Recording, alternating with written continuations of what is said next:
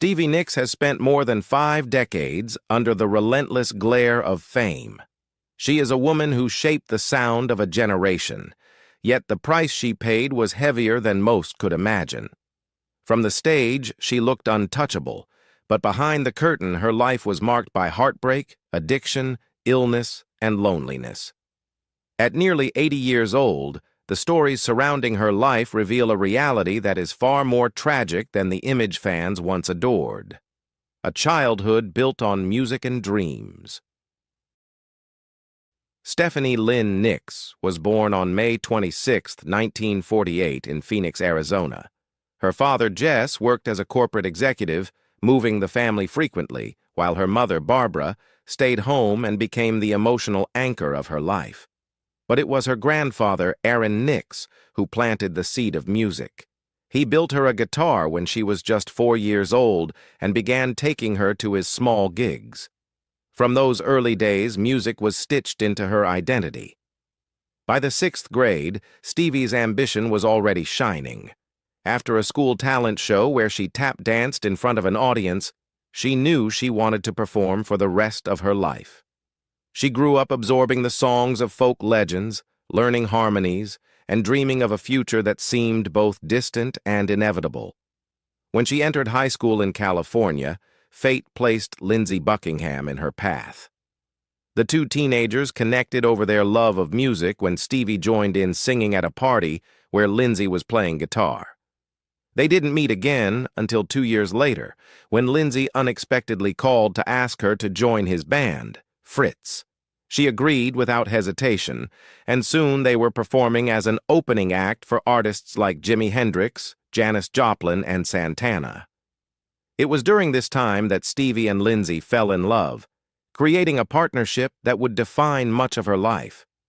Even as Fritz dissolved in the early 1970s, their bond carried them forward. Together, they formed Buckingham Nicks, releasing a self-titled album in 1973. The record failed commercially, but their voices blended in a way that was undeniable, hinting at something bigger. Still, those early years also planted the seeds of struggle. While Lindsey poured everything into music, Stevie kept them afloat by working jobs as a waitress, maid, and dental assistant. It was a pattern that would repeat itself in different ways for decades, Stevie bearing a weight others didn't see, all while dreaming of something greater, the rise of Fleetwood Mac and the price of fame. By 1975, Stevie Nicks and Lindsey Buckingham's fortunes changed with a single phone call. Mick Fleetwood, drummer and leader of Fleetwood Mac, was searching for a new guitarist and had been impressed by Buckingham's playing. Lindsey agreed to join, but only on the condition that Stevie came too. It was a bold move, and one that would alter rock history forever. Almost immediately, Fleetwood Mac's sound transformed. Stevie brought songs like Rhiannon and Landslide, which catapulted the band into a new era. The group's 1975 self-titled album sold millions of copies. And suddenly, Nicks was no longer waiting tables to pay rent. She was one of the most recognizable voices in the world. But with fame came cracks that would never fully heal. Behind the scenes, her relationship with Lindsey was falling apart. They had spent years struggling together, but success only magnified their differences. Lindsey became controlling and volatile, while Stevie grew determined to carve out her own space. By the time the band began recording their next album, Rumors, in 1976, their romance was over. What followed was one of the most infamous recordings in music history. 5 people entangled in breakups, betrayals, and addictions, all trapped in the same studio. For Stevie, the pain poured into her songs. Dreams was her farewell to Lindsey, a haunting ballad of longing and loss. Lindsey's response came in the form of Go Your Own Way, a bitter retort that sliced through the air like a wound reopened every night on stage. Christine McVie wrote You Make Loving Fun about her affair with a lighting director, while John McVie, her ex-husband, played bass beside her. And Mick Fleetwood, though married at the time, was already circling toward Stevie in a dangerous affair of his own. Rumors became one of the best-selling albums of all time, winning the Grammy for Album of the Year in 1978, but its success was built on shattered hearts. For Stevie, it cemented her as the mystical high priestess of rock, yet also tied her forever to the pain of a love story that had turned into war. Every performance forced her to relive the tragedy in public, turning private wounds into global entertainment. Love, affairs, and heartbreak beyond the stage. The chaos inside Fleetwood Mac was only the beginning. As the 1970s gave way to the 1980s, Stevie Nicks's personal life became a web of fleeting romances, devastating choices, and regrets that never left her. Her affair with Mick Fleetwood burned quickly and painfully. At the time, he was still married to Jenny Boyd, and Stevie had only just ended things with Lindsay. What began as a friendship turned into stolen moments, but it was doomed from the start. When Jenny discovered the truth, her marriage collapsed, and she stopped speaking to Stevie for years. Looking back, Stevie called the relationship with Mick a mistake, one that broke trust and left scars. Yet, out of the pain, she wrote Sarah, one of her most haunting songs, whispered confessions of a love that was never meant to last. Her next chapter brought her into the orbit of Don Henley of the Eagles. Together they recorded Leather and Lace, a duet filled with fragile beauty. But their private life was darker. Stevie later revealed that she became pregnant during their time together and made the painful decision to end the pregnancy. She admitted to having done this 4 times in her life, calling it a heartbreak she would carry forever. Don, years later, said that had the child lived, they would have named her Sarah, a name that followed Stevie in her music and memory like a ghost. There was also J.D. Souther, the songwriter who offered her a calmer kind of love. With him, she found stability and tenderness, but she knew she could never sacrifice her independence. Choosing her career, she walked away, even as his influence lingered in her songs. In the early 1980s, she fell for producer Jimmy Iovine during the recording of Belladonna. Their partnership was creative and passionate, but Jimmy's need for control clashed with Stevie's determination to remain free. The love unraveled, though the music they made together became legendary. Perhaps the most shocking of her choices came in 1983, when she married Kim Anderson, the widower of her best friend Robin, who had just died of leukemia. Stevie said she wanted to take care of Robin's newborn son, but quickly realized it was a marriage built on grief, not love. It ended within months. And yet, through all of these romances, there was one man Stevie called her great love, Joe Walsh of the Eagles. Their bond was real and deep, but both were drowning in addiction. She later admitted she had to leave because they would have destroyed each other. Decades later, she still called him the one who got away. Addiction, illness, and the battle for survival. For all her success, Stevie Nicks lived much of her life in the fast lane, and the toll was devastating. By the late 1970s, cocaine had become her constant companion. What began as a party drug in the days when she cleaned houses to make ends meet spiraled into a dependence that consumed her every waking moment. It was the first thing I thought of when I woke up in the morning, and the last thing I thought of before I went to bed, she later admitted. By 1986, the consequences were impossible to ignore. Doctors told her that she had burned a hole straight through the septum of her nose. Friends like Tom Petty said they feared the phone might ring at any moment with news of her death. Finally, she checked herself into the Betty Ford clinic. For a short time, Stevie felt free. She even wrote songs about the experience, weaving her pain into music once again. But freedom didn't last.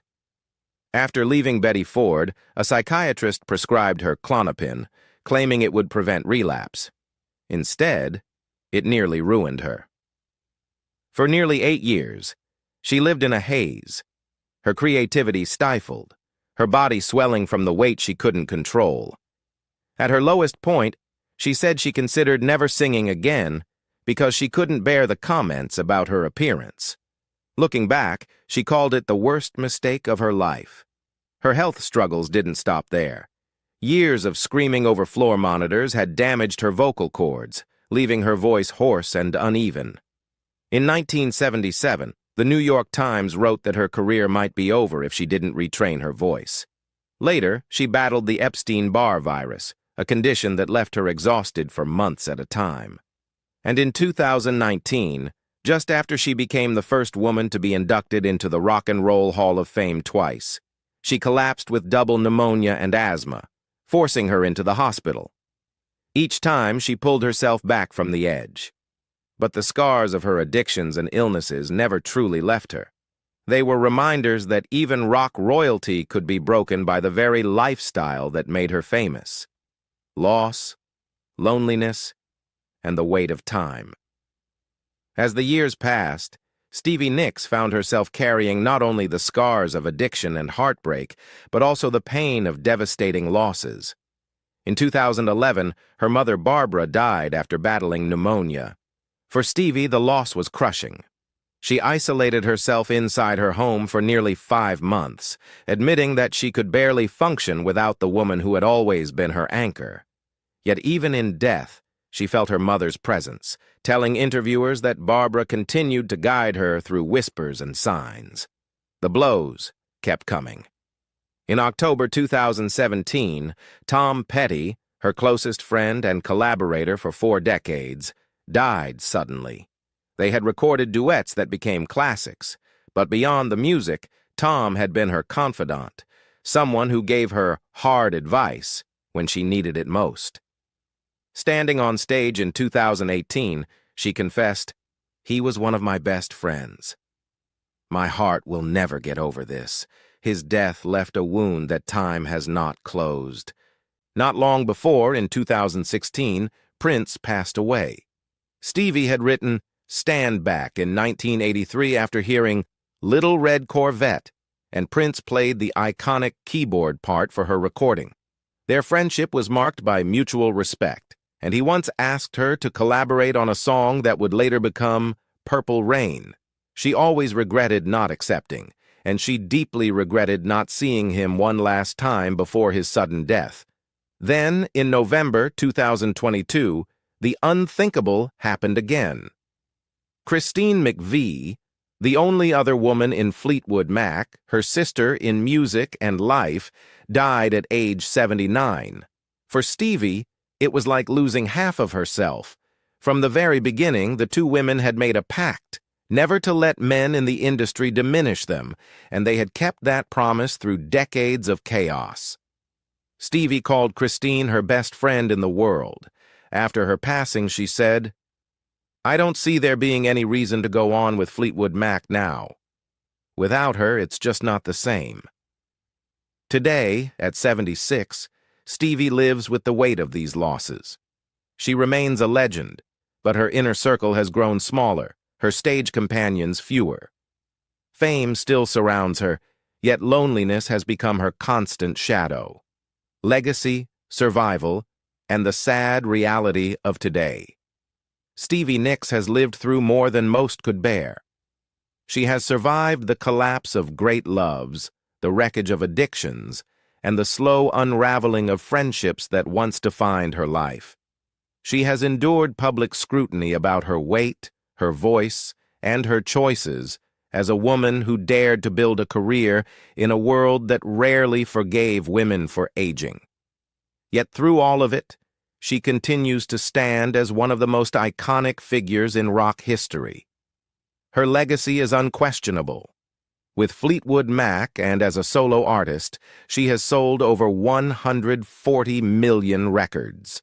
She has been honored with 2 Grammys and was the first woman ever inducted into the Rock and Roll Hall of Fame twice, once with Fleetwood Mac and again as a solo artist in 2019. Her songs, from Rhiannon and Landslide to Edge of 17 and Dreams, continue to resonate with new generations, even finding fresh life on social media decades later. But her personal reality at 76 is more somber.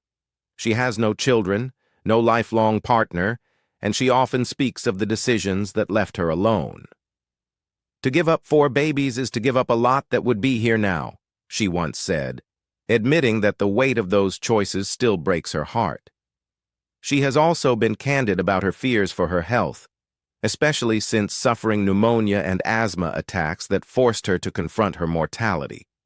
With weakened lungs, she has warned that something like COVID-19 could easily take her life. The truth is, Stevie Nicks has become the embodiment of both triumph and tragedy. She is still the mystical high priestess of rock, still able to command a stage when she chooses to perform. But the glitter hides a lonely existence shaped by loss, regret, and fragile health. For fans, she remains a goddess of song. For Stevie herself, the twilight years are haunted by the memories of friends gone, loves lost, and the music that cost her everything. Stevie Nicks has given the world unforgettable music, but her life behind the curtain is far from the fairy tale it once seemed. Do you think her sacrifices were worth the legacy she built, or did fame take too much from her? Let us know in the comments below, and don't forget to like and subscribe for more stories of the legends you thought you knew.